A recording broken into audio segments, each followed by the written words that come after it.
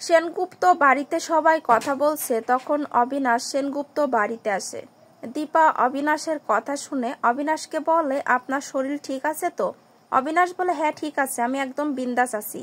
সূর্যকে বলে, আমি আপনার সঙ্গে কথা বলতে চাই, আমার সঙ্গে বাইরে আসুন। এরপরে বাইরে এসে সূর্যকে জানায় যে তার জীবনের শেষ ক্ষণে সে এসে পৌঁছেছে, আর তাই সে চায় তার চোখ দুটো দীপাকে দিয়ে যেতে।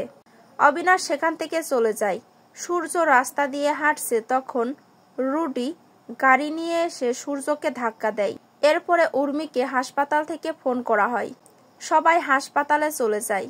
দীপা আর রূপা ঘরের মধ্যে শুয়ে আছে, তখন রুডি সেনগুপ্ত বাড়িতে আসে। রূপার হাত পাশে বেঁধে দেয়। দীপা কৌশলে লাইটটা বন্ধ করে দিয়ে সেখান থেকে চলে যায়। এদিকে হাসপাতালে ডাক্তার হয়ে এসেছে আরিয়ান।